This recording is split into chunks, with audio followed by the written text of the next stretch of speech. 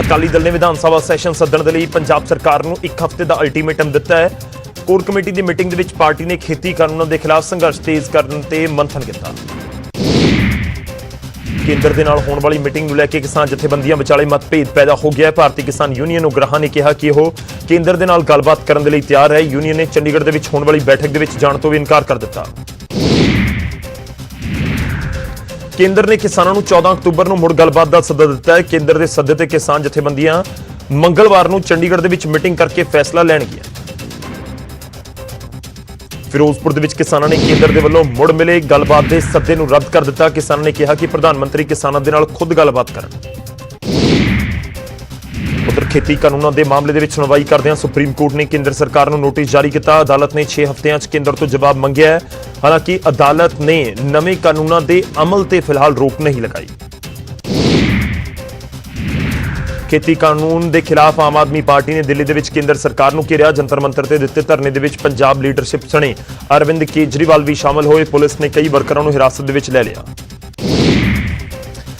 ਜਲੰਧਰ ਦੇ ਵਿੱਚ ਬੀਜੇਪੀ ਦੀ ਮੀਟਿੰਗ ਤੋਂ ਪਹਿਲਾਂ ਹੀ ਕਿਸਾਨਾਂ ਨੇ ਹੱਲਾ ਬੋਲ ਦਿੱਤਾ। ਕਿਸਾਨਾਂ ਨੇ ਕੇਂਦਰ ਸਰਕਾਰ ਦੇ ਖਿਲਾਫ ਨਾਅਰੇਬਾਜ਼ੀ ਕੀਤੀ। ਇਸ ਦੌਰਾਨ ਪੁਲਿਸ ਦੇ ਨਾਲ ਉਹਨਾਂ ਦੀ ਧੱਕਾ ਮੁੱਕੀ ਹੁੰਦੀ ਹੋਈ ਵੀ ਨਜ਼ਰ ਆਈ। ਅੰਮ੍ਰਿਤਸਰ ਦੇ ਵਿੱਚ ਲੋਕ ਇਨਸਾਫ ਪਾਰਟੀ ਨੇ ਬੀਜੇਪੀ ਆਗੂ ਤਰੁਣ ਚੁੱਗ ਦੇ ਖਿਲਾਫ ਪ੍ਰਦਰਸ਼ਨ ਕੀਤਾ। ਪਾਰਟੀ ਮੁਖੀ ਸਿਮਰਜੀਤ ਸਿੰਘ ਬੈਂਸ ਦੀ ਅਗਵਾਈ ਦੇ ਵਿੱਚ ਵਰਕਰਾਂ ਨੇ ਤਰੁਣ ਚੁੱਗ ਦੀ ਰਿਹਾਇਸ਼ ਨੂੰ ਘੇਰਨ ਦੀ ਕੋਸ਼ਿਸ਼ ਵੀ ਕੀਤੀ। ਮਸ਼ਹੂਰ ਪੰਜਾਬੀ ਗਾਇਕ ਮੀਕਾ ਸਿੰਘ ਨੇ ਵੀ ਖੇਤੀ ਅੰਦੋਲਨ ਦੇ ਵਿੱਚ ਕਿਸਾਨਾਂ ਦੇ ਨਾਲ ਖੜੇ ਹੋਣ ਦੀ ਗੱਲ ਕਹੀ ਹੈ। ਮੀਕਾ ਦਰਬਾਰ ਸਾਹਿਬ ਦੇ ਵਿੱਚ ਨਤਮਸਤਕ ਹੋਣ ਦੇ ਲਈ ਪਹੁੰਚੇ ਹੋਏ ਸਨ। ਸੁਨਾਮ ਦੇ ਵਿੱਚ ਵੀ ਕਿਸਾਨਾਂ ਦੇ ਧਰਨੇ ਨੂੰ ਗਾਇਕਾਂ ਦਾ ਸਾਥ ਮਿਲਿਆ। ਪੰਜਾਬੀ ਗਾਇਕ ਹਰਫ ਚੀਮਾ ਨੇ ਪ੍ਰਦਰਸ਼ਨ ਦੇ ਵਿੱਚ ਸ਼ਾਮਲ ਹੋ ਕੇ ਕਿਸਾਨਾਂ ਦੇ ਹੱਕ ਦੇ ਵਿੱਚ ਆਵਾਜ਼ ਬੁਲੰਦ ਕੀਤੀ। ਉਧਰ ਬਰਨਾਲਾ ਦੇ ਵਿੱਚ ਕਿਸਾਨਾਂ ਨੇ ਟੋਲ ਪਲਾਜ਼ਾ ਤੇ ਧਰਨਾ ਦੇ ਕੇ ਕੇਂਦਰ ਸਰਕਾਰ ਦੇ ਖਿਲਾਫ ਨਾਅਰੇਬਾਜ਼ੀ ਕੀਤੀ। ਕਿਸਾਨਾਂ ਨੇ ਕਿਹਾ ਕਿ ਨਵਾਂ ਖੇਤੀ ਕਾਨੂੰਨ ਸੂਬੇ ਦੀ ਕਿਸਾਨੀ ਨੂੰ ਬਰਬਾਦ ਕਰ ਦੇਵੇਗਾ। ਹੁਸ਼ਿਆਰਪੁਰ ਦੇ ਵਿੱਚ ਵੀ ਕਿਸਾਨਾਂ ਨੇ ਟੋਲ ਪਲਾਜ਼ਿਆਂ ਤੇ ਧਰਨਾ ਦਿੱਤਾ। ਧਰਨੇ ਦੌਰਾਨ ਕੇਂਦਰ ਸਰਕਾਰ ਖਿਲਾਫ ਜੰਮ ਕੇ ਨਾਅਰੇਬਾਜ਼ੀ ਕੀਤੀ ਗਈ। ਰਾਮਪੁਰਾ ਫੁੱਲ ਦੇ ਵਿੱਚ ਰੇਲ ਲਾਈਨਾਂ ਤੇ ਕਿਸਾਨਾਂ ਦੇ ਧਰਨੇ 'ਚ ਔਰਤਾਂ ਵੀ ਡਟੀਆਂ ਹੋਈਆਂ ਨੇ। ਕਿਸਾਨਾਂ ਨੇ ਕਿਹਾ ਕਿ ਖੇਤੀ ਕਾਨੂੰਨ ਰੱਦ ਹੋਣ ਤੱਕ ਇਹ ਧਰਨੇ ਪ੍ਰਦਰਸ਼ਨ ਜਾਰੀ ਰਹਿਣਗੇ।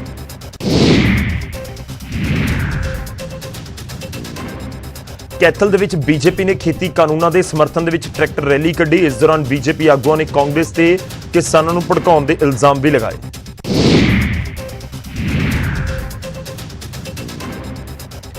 ਮਾਨਸਾ ਦੇ ਵਿੱਚ ਕਿਸਾਨਾਂ ਨੇ ਡੀਸੀ ਦਫ਼ਤਰ ਦੇ ਬਾਹਰ ਹੰਗਾਮਾ ਕਰਕੇ 80 ਸਾਲਾ ਮਹਿਲਾ ਦੇ ਪਰਿਵਾਰ ਦੇ ਲਈ ਮੁਆਵਜ਼ੇ ਦੀ ਮੰਗ ਕੀਤੀ। ਕਿਸਾਨ ਧਰਨਿਆਂ ਦੇ ਦੌਰਾਨ ਰੇਲਵੇ ਲਾਈਨ ਤੇ ਡਿੱਗਣ ਕਾਰਨ ਮਹਿਲਾ ਦੀ ਮੌਤ ਹੋ ਗਈ ਸੀ, ਜਿਸ ਦਾ ਅਜੇ ਤੱਕ ਸੰਸਕਾਰ ਨਹੀਂ ਕੀਤਾ ਗਿਆ।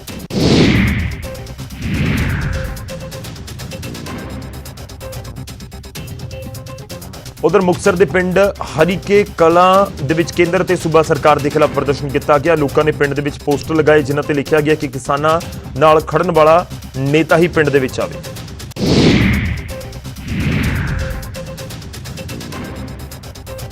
ਤਿਉਹਾਰਾਂ ਦੇ ਸੀਜ਼ਨ ਤੋਂ ਪਹਿਲਾਂ ਮੋਦੀ ਸਰਕਾਰ ਨੇ ਇੱਕ ਹੋਰ ਰਾਹਤ ਪੈਕੇਜ ਦਾ ਐਲਾਨ ਕਰ ਦਿੱਤਾ। ਸਰਕਾਰੀ ਕਰਮਚਾਰੀ ਲੀਵ ਟਰੈਵਲ ਕੰਸੈਸ਼ਨ ਦੇ ਬਦਲੇ ਹੁਣ ਕੈਸ਼ ਲੈ ਸਕਣਗੇ।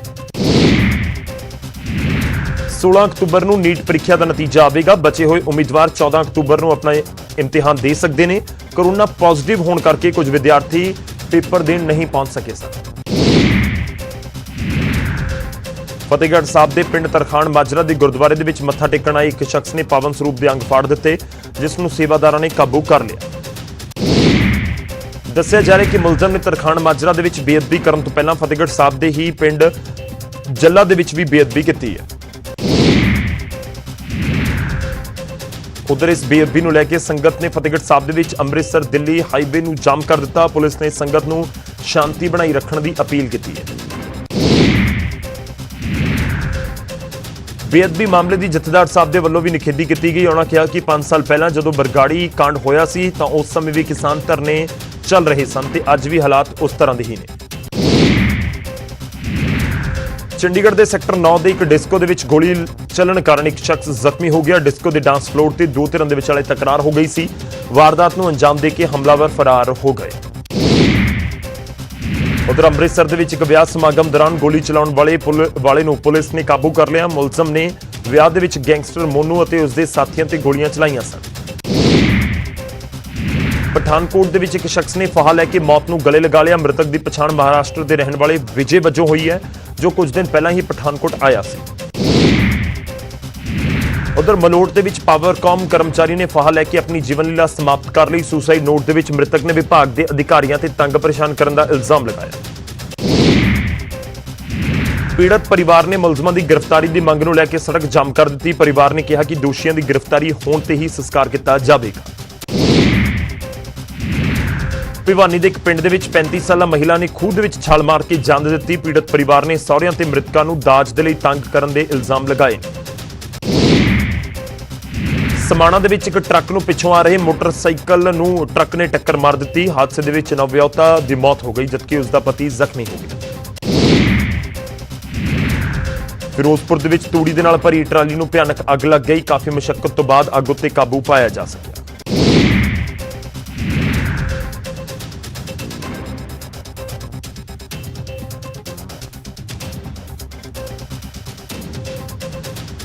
ਕਰਨਾਲ ਦੇ ਸੈਕਟਰ 7 ਦੇ ਕੈਫੇ ਦੇ ਵਿੱਚ ਦੋ ਧਿਰਾਂ ਦੇ ਵਿਚਾਲੇ ਝਗੜਾ ਹੋ ਗਿਆ। ਹਸਪਤਾਲ ਦੇ ਵਿੱਚ ਵੀ ਇਹ ਝਗੜਾ ਜਾਰੀ ਰਿਹਾ। ਹਸਪਤਾਲ ਦੇ ਵਿੱਚ ਇੱਕ ਧਿਰ ਨੇ ਦੂਜੀ ਧਿਰ ਦੇ ਉੱਤੇ ਚਾਕੂਆਂ ਦੇ ਨਾਲ ਹਮਲਾ ਕਰ ਦਿੱਤਾ।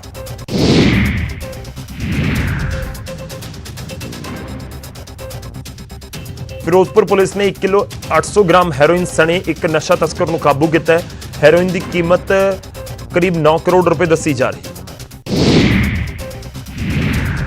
ਪਟਿਆਲਾ ਪੁਲਿਸ ਨੇ ਹਥਿਆਰਾਂ ਸਣੇ ਦੋ ਗੈਂਗਸਟਰ ਨੂੰ ਗ੍ਰਿਫਤਾਰ ਕੀਤਾ ਹੈ। ਦੋਵੇਂ ਗੈਂਗਸਟਰ ਦਿਲਪ੍ਰੀਤ ਬਾਬਾ ਗੈਂਗ ਦੇ ਦੱਸੇ ਜਾ ਰਹੇ ਨੇ। ਉਧਰ ਖੰਨਾ ਪੁਲਿਸ ਨੇ ਵਾਹਨ ਲੁੱਟਣ ਵਾਲੇ ਗਿਰੋਹ ਦੇ 3 ਮੈਂਬਰਾਂ ਨੂੰ ਕਾਬੂ ਕੀਤਾ ਹੈ। ਮੁਲਜ਼ਮਾਂ ਤੋਂ ਚੋਰੀ ਦੇ 2 ਮੋਟਰਸਾਈਕਲ ਅਤੇ 4 ਮੋਬਾਈਲ ਫੋਨ ਬਰਾਮਦ ਕੀਤੇ ਗਏ।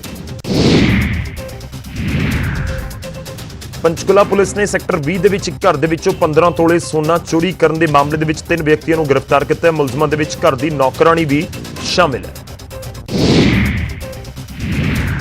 ਸੀਐਮ ਫਲਾਈਂਗ ਟੀਮ ਨੇ ਬੱਲਭਗੜ੍ਹ ਦੇ ਵਿੱਚ ਇੱਕ ਫੈਕਟਰੀ ਤੇ ਛਾਪਾ ਮਾਰਿਆ। ਇਸ ਦੌਰਾਨ 5200 ਕਿਲੋ ਨਕਲੀ ਘਿਓ ਬਰਾਮਦ ਕੀਤਾ ਗਿਆ। ਬਠਿੰਡਾ ਦੇ ਵਿੱਚ ਕਿਸਾਨ ਲਗਾਤਾਰ ਪਰਾਲੀ ਸਾੜ ਰਹੇ ਨੇ। ਕਿਸਾਨਾਂ ਨੇ ਸਰਕਾਰ ਦੇ ਖਿਲਾਫ ਨਾਅਰੇਬਾਜ਼ੀ ਕਰਦਿਆਂ ਕਿਹਾ ਕਿ ਉਹ ਮਜਬੂਰੀ ਨੂੰ ਪਰਾਲੀ ਨੂੰ ਅੱਗ ਲਗਾਉਂਦੇ ਨੇ। ਕਿਸਾਨਾਂ ਨੇ 200 ਰੁਪਏ ਪ੍ਰਤੀ ਏਕੜ ਮੁਆਵਜ਼ੇ ਦੀ ਮੰਗ ਕੀਤੀ ਹੈ। ਫਿਰੋਜ਼ਪੁਰ ਦੇ ਪਿੰਡ ਲੋਹੇ ਕੀ ਕਲਾਂ ਦੀ ਮੰਡੀ ਦੇ ਵਿੱਚ ਕਿਸਾਨਾਂ ਨੇ ਸਰਕਾਰ ਦੇ ਵੱਲੋਂ ਪਰਾਲੀ ਨਾ ਸਾੜਨ ਦੀ ਅਪੀਲ ਤੇ ਪੋਸਟਰਾਂ ਨੂੰ ਫਾੜ ਦਿੱਤਾ। ਕਿਸਾਨਾਂ ਨੇ ਪਰਾਲੀ ਨੂੰ ਅੱਗ ਲਗਾਉਣਾ ਆਪਣੀ ਮਜਬੂਰੀ ਦੱਸਿਆ।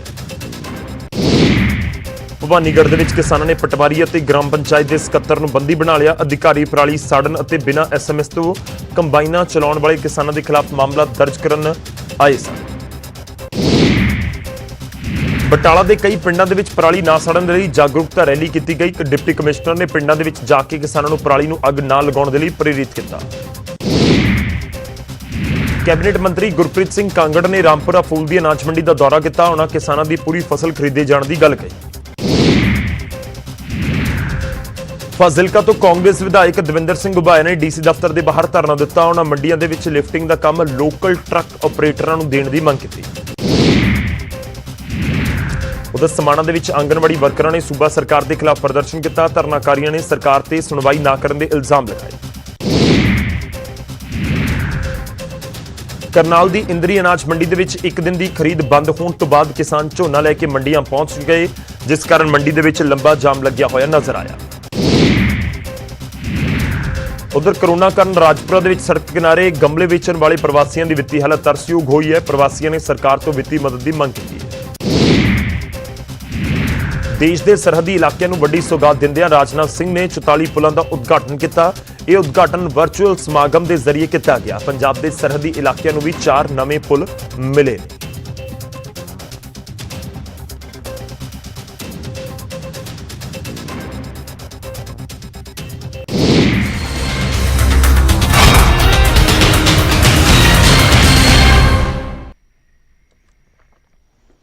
ਅੱਗੇ ਵਧਦੇ ਤੇ ਹੁਣ ਖਬਰਾਂ ਵਿਸਥਾਰ ਦੇ ਨਾਲ ਦੇਖਾਂਗੇ। ਇਸ ਸਮੇਂ ਇੱਕ ਵੱਡੀ ਖਬਰ ਆ ਰਹੀ ਹੈ। ਪੰਜਾਬ ਦੇ ਵਿੱਚ 15 ਅਕਤੂਬਰ ਤੋਂ ਸਕੂਲ ਖੁੱਲਣ ਜਾ ਰਹੇ ਨੇ। ਪਹਿਲਾਂ ਇਸ ਨੂੰ ਲੈ ਕੇ ਦੁਚਿੱਤੀ ਸੀ। ਅਸੀਂ ਤੁਹਾਨੂੰ ਪਹਿਲਾਂ ਵੀ ਖਬਰ ਦੱਸੀ ਸੀ। ਉਸ ਤੋਂ ਬਾਅਦ ਸਰਕਾਰ ਕਹਿ ਰਹੀ ਸੀ ਕਿ ਅਸੀਂ ਇਸ ਦੇ ਉੱਤੇ ਵਿਚਾਰ ਕਰ ਰਹੇ ਹਾਂ, ਪਰ ਹੁਣ ਪੰਜਾਬ ਸਰਕਾਰ ਦੇ ਗ੍ਰਹਿ ਵਿਭਾਗ ਦੇ ਵੱਲੋਂ ਨੋਟੀਫਿਕੇਸ਼ਨ ਜਾਰੀ ਕਰ ਦਿੱਤਾ ਗਿਆ। 9ਵੀਂ ਤੋਂ 12ਵੀਂ ਤੱਕ ਦੇ ਸਕੂਲਾਂ ਨੂੰ ਇਜਾਜ਼ਤ ਦਿੱਤੀ ਗਈ ਹੈ। ਬੱਚਿਆਂ ਦੇ ਲਈ ਮਾਪਿਆਂ ਦੀ ਸਹਿਮਤੀ ਜ਼ਰੂਰੀ ਹੋਵੇਗੀ। ਆਨਲਾਈਨ ਕਲਾਸਾਂ ਵੀ ਜਾਰੀ ਰਹਿਣਗੀਆਂ। ਦਾ ਪੰਜਾਬ ਗਵਰਨਮੈਂਟ ਦੇ ਵੱਲੋਂ ਇਹ ਪੂਰਾ ਜਿਹੜਾ ਫੈਸਲਾ ਕੀਤਾ ਗਿਆ ਹੈ ਕਿ 15 ਅਕਤੂਬਰ ਤੋਂ ਸਕੂਲ ਖੋਲੇ ਜਾ ਰਹੇ ਨੇ। ਦਰਅਸਲ ਪਹਿਲਾਂ ਸੁਝਾਅ ਦਿੱਤਾ ਗਿਆ ਸੀ ਪੰਜਾਬ ਸਰਕਾਰ ਨੂੰ, ਜਿਹੜੇ ਪੰਜਾਬ ਦੇ ਚੀਫ ਸਕੱਤਰ ਨੇ ਉਹਨਾਂ ਨੂੰ, ਜਿਹੜੇ ਐਜੂਕੇਸ਼ਨ ਡਿਪਾਰਟਮੈਂਟ ਦੇ ਲੋਕ ਨੇ ਉਹਨਾਂ ਦੇ ਵੱਲੋਂ, ਕਿ ਸਕੂਲ ਖੋਲੇ ਜਾ ਸਕਦੇ ਨੇ 15 ਅਕਤੂਬਰ ਤੋਂ। ਤੇ ਇਸ ਨੂੰ ਲੈ ਕੇ ਪੂਰੀ ਜਿਹੜੀ ਦਿਸ਼ਾ ਨਿਰਦੇਸ਼ ਵੀ ਬਣਾਏ ਗਏ ਨੇ। ਪਰ ਹੁਣ ਤੁਹਾਨੂੰ ਦੱਸ ਦਈਏ 9ਵੀਂ ਤੋਂ ਲੈ ਕੇ 12ਵੀਂ ਤੱਕ ਸਕੂਲ ਖੋਲ੍ਹਣ ਨੂੰ ਸਹਿਮਤੀ ਦਿੱਤੀ ਗਈ ਹੈ ਤੇ ਦੂਜੇ ਪਾਸੇ ਇਹ ਵੀ ਕਲੀਅਰ ਕੀਤਾ ਗਿਆ ਹੈ ਕਿ ਬੱਚਿਆਂ ਦੇ ਮਾਪਿਆਂ ਦੀ ਸਹਿਮਤੀ ਜ਼ਰੂਰੀ ਹੋਏਗੀ। ਯਾਨੀ ਜੇਕਰ ਕੋਈ ਆਪਣੇ ਬੱਚੇ ਨੂੰ ਸਕੂਲ ਨਹੀਂ ਭੇਜਣਾ ਚਾਹੁੰਦਾ ਤਾਂ ਸਕੂਲ ਉਹਨਾਂ ਨੂੰ ਮਜਬੂਰ ਨਹੀਂ ਕਰ ਸਕਦੇ। ਦੂਜੇ ਪਾਸੇ ਆਨਲਾਈਨ ਕਲਾਸਿਸ ਵੀ ਜਾਰੀ ਰਹਿਣਗੀਆਂ। रुक करते हैं मेरे सहयोगी इस समय साडे नाल फोन लाइन दे उत्ते हैगे ने पंकज कपाही। पंकज की कुछ इस समय तुहाडे कोल जानकारी स्कूल खोलण नूं लैके? बिल्कुल गौरव, ये क्योंकि बकायदा तौर से जिहड़े एजुकेशन मिनिस्ट्री है उन्हां वल्लों जिहड़े ने होम मिनिस्ट्री नूं भेजे गए सी और होम मिनिस्ट्री ने इस मुतलक जिहड़ी है हुण जानकारी दी है कि 15 अक्तूबर तो स्कूल खुल सकणगे और ये नोटिफिकेशन जिहड़ा है गृह विभाग वल्लों जारी किया गया। 9वीं तो लैके 12वीं क्लास तक स्कूल खोलण की इजाजत जिहड़ी है दी गई है, लेकिन इस दे नाल बच्चों के मापियां की सहमति होना जरूरी होएगा। ये कोई भी स्कूल जिहड़ा है बिना मापियां की मंजूरी तो जिहड़ा है वो बच्चे स्कूल आने के लिए मजबूर नहीं करेगा। इसी नोटिफिकेशन दे विच बकायदा तौर पर गल की गई है और नाल ही नाल जिहड़ियां ऑनलाइन क्लासिस चल रही हैं क्योंकि बहुत सारे थावां ते ये कहा जा रहा है कि कुछ पेरेंट्स जिहड़े ने वो अजे बच्चों को स्कूल नहीं भेजना चाहते तो उन्होंने लिए ऑनलाइन क्लासिस जिहड़ियां ने वो जारी रहणगियां। ये भी गृह विभाग वालों जारी किया गया है। कुछ गाइडलाइंस हैगियां ने क्योंकि पिछली बार यही जिक्र हो रहा सी कि बच्चे एक क्लास दे विच किन्ने बैठणगे ये भी दस्सिया गया। इस तरह दी कोई गाइडलाइंस पंकज? बिल्कुल कि जो कोविड दियां सेंट्रल गवर्नमेंट वालों गाइडलाइन आईयां ने कि एक डेस्क पे एक बच्चा बैठ सकेगा, मास्क लगाना लाजमी तौर पर जरूरी होएगा, उत्थों दे ਜਿਹੜੇ टीचर होणगे उन्हां दी लैक्चर लाने वालियां दी जिम्मेवारी होएगी कि मास्क जरूरी होवे, एक डेस्क ते एक बच्चा जिहड़ा वो बैठे। और इस दे नाल जदों स्कूल तो बच्चे घर पहुंचणगे और घर तो बच्चे स्कूल पहुंचणगे तो उत्थे भी बकायदा तौर पर जिहड़ा है सोशल डिस्टेंस का ख्याल रखना बेहद लाजमी तौर पर जरूरी होएगा और नाल ही नाल बकायदा तौर पर मापियां की मंजूरी लाजमी तौर पर होएगी। उन्हां दी मंजूरी मिलण तो बाद बच्चे जिहड़े ने वो स्कूल आ सकणगे। शुक्रिया पंकज, धन्यवाद साडे नाल जुड़न लई। इस पूरी गलबात दे लई वड्डी खबर असीं अपने दर्शकों नूं इस समय दस रहे हां। 15 अक्तूबर तो स्कूल खुलण जा रहे ने ते इह पंजाब सरकार दे गृह विभाग दे वल्लों हुकम जारी कर दित्ते गए ने। 9वीं 10वीं 11वीं 12वीं 4 क्लासां दे स्कूल खोले जा रहे ने 9वीं तो लैके 12वीं तक। ते इन्हां दे विच जो अहम यह है कि बच्चों के मापियां की सहमति जरूरी होगी। यानी जेकर तुहाडा बच्चा 9वीं 10वीं 11वीं या 12वीं दे विच पढ़दा है तो तुहानूं लग रहा है कि नहीं असीं फिलहाल स्कूल नहीं भेजना, करोना का डर अजे है, तो तुहाडी सहमति जरूरी है। जेकर तुसीं नहीं भेजना चाहुंदे तो ना भेजो। पर दूजे पासे स्कूलों नूं ऑनलाइन पढ़ाई भी जारी रखनी होगी। जिहड़ियां दिशा निर्देश ने उन्हां दा भी ध्यान रखना होगा। ये नहीं होएगा कि क्लास दे विच जिन्ने बच्चे हैगे सारे बिठा लो, तो ये सारियां चीज़ां दा ध्यान रखना होगा। गृह विभाग दे वल्लों नोटिफिकेशन जारी कर दिता गया है, यानी कि 15 तरीक तो स्कूल खुलण जा रहे ने। खास यह है कि टीचर तक घट्टो घट्ट 15 तरीक तो स्कूल जरूर पहुंचणगे। बच्चे किन्ने पहुंचते हैं, किन्ने पेरेंट्स की सहमति मिलती है स्कूल नूं या नहीं मिलती, ये जरूर देखने वाली गल रहेगी। ब्रेक तो बाद एक बार फिर तो तुहाडा स्वागत है। हुण असीं गल करांगे सरहदी इलाकिਆਂ ਦੀ। देश के सरहदी इलाकों में वड्डी सौगात मिली है।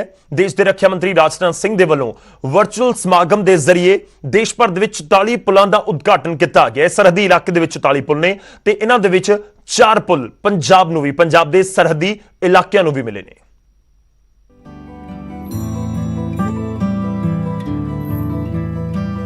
हमारी सरकार ने सुनिश्चित देश के सरहदी इलाकों नूं देश के रक्षा मंत्री राजनाथ सिंह वल्लों वड्डी सौगात मिली है। करीब 286 करोड़ की लागत नाल तैयार किए इन्हां 44 नवे पुलों विच 4 पुल पंजाब के सरहदी इलाकों नूं भी मिले ने, जिन्हां विच सब तो लंबा जिला गुरदासपुर के सरहदी कस्बे डेरा बाबा नानक विच रावी दरिया उत्ते बनाया गया है, जिस नूं करीब 2485 लाख रुपए की लागत नाल तैयार किया गया है। इस पुल का उद्घाटन एक वर्चुअल समागम जरिए रक्षा मंत्री राजनाथ सिंह वल्लों किया गया। एक साथ इतनी संख्या में पुलों का उद्घाटन और टनल का शिलान्यास अपने आप में मैं मानता हूं कि एक बहुत बड़ा रिकॉर्ड है। 7 राज्यों तथा केंद्र शासित प्रदेशों में स्थित ये सारे ब्रिज कनेक्टिविटी और डेवलपमेंट के एक नए युग की शुरुआत करेंगे, ऐसा मैं मानता हूं। ਇਸ ਪੁਲ ਦੇ ਉਦਘਾਟਨ ਮੌਕੇ ਗੁਰਦਾਸਪੁਰ ਦੇ ਡੀਸੀ ਤੋਂ ਇਲਾਵਾ ਡੀਐਸਐਫ ਦੇ ਅਧਿਕਾਰੀ ਵੀ ਮੌਜੂਦ ਰਹੇ। ਇਨ੍ਹਾਂ ਪ੍ਰਸ਼ਾਸਨਿਕ ਅਧਿਕਾਰੀਆਂ ਮੁਤਾਬਕ ਰਾਵੀ ਦਰਿਆ ਉੱਤੇ ਤਿਆਰ ਹੋਏ ਇਸ 484 ਮੀਟਰ ਲੰਮੇ ਪੁਲ ਦਾ ਸਭ ਤੋਂ ਵੱਧ ਫਾਇਦਾ ਨੇੜੇ ਲੱਗਦੇ ਕਿਸਾਨਾਂ ਨੂੰ ਹੋਵੇਗਾ।